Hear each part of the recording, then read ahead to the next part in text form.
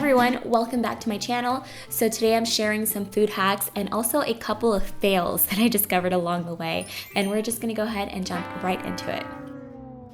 So the first hack is how to get perfect wedges anytime you're eating an orange, a tangerine, grapefruit. It works for every single one of them, and all you want to do is cut both ends off. And then you want to make a slit down the middle of the orange, making sure not to go all the way through. And then you're going to pull it apart like this, and you're going to see you have all of these perfect wedges ready to be eaten. If you have lots of bell peppers to chop up at one time, this tip is going to come in handy for you. So all you want to do is slice off the top and also a little bit of the bottom. And very similar to the orange, you just want to pull it apart, and then you can take your knife and just take all of the insides out. There is no mess, and you can start cutting the strips up, and they come out so much nicer than any other way that I've tried. Asparagus can be quite pricey, and the last thing you want is for it to go bad in your fridge.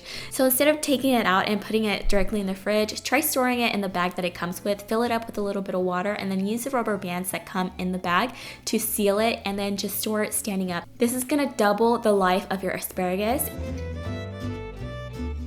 And when you're ready to cook your asparagus, instead of trying to guess how much to chop off and accidentally taking too much off, all you have to do is hold it at the very bottom and just gently bend it, and all of the chewy part is gonna automatically snap off without you having to guess, and you're gonna have perfect asparagus.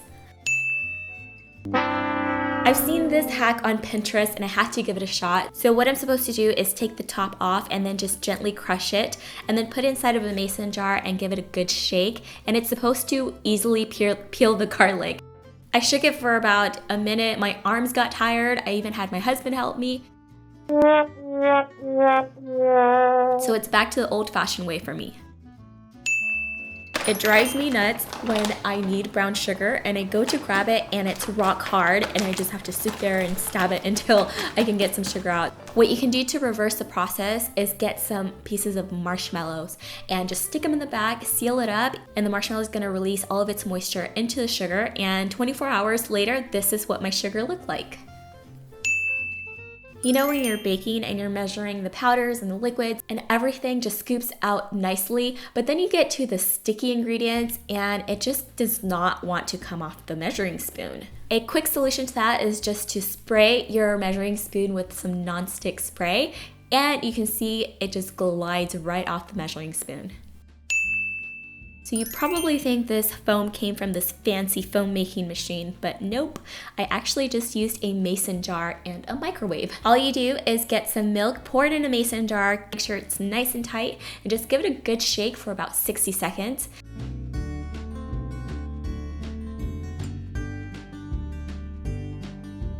After that, you want to remove the lid and put it in the microwave for 30 seconds.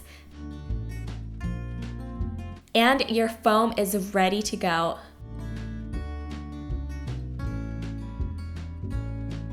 Who needs Starbucks? A cool little trick that I learned from a good friend to prevent those onion tears is to slice it in half and then soak it in cold water for 5 minutes. And then when you're ready to chop it, you will have no tears, and this works. I have no idea why or how, but it works. So I read somewhere that you can use an ice cube to remove all of that grease that floats up to the top when you make soup, and you're just supposed to drop the ice cube in there, and before it finishes melting, you're supposed to scoop it out with a spoon, and all of the fat is supposed to kind of adhere to the ice, and as you can see, nothing happened. Until I find a better way, I'm just gonna go back to my good old spoon and scooping it out.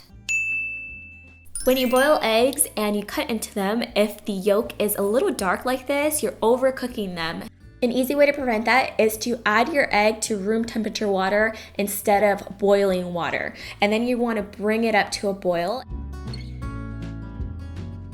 And once you bring it up to a boil, you want to turn the fire off, cover it with a lid, and set your timer for exactly 15 minutes. Once that timer goes off, you remove it, and you have perfectly cooked boiled eggs every single time. I hope you guys enjoyed the video. If you did, don't forget to give me a thumbs up. And if you want to watch some of my past hacks videos, you can click on the pictures that are showing up on the screen right now to watch either one of them. And I will see you guys on my next video. Mwah! Bye.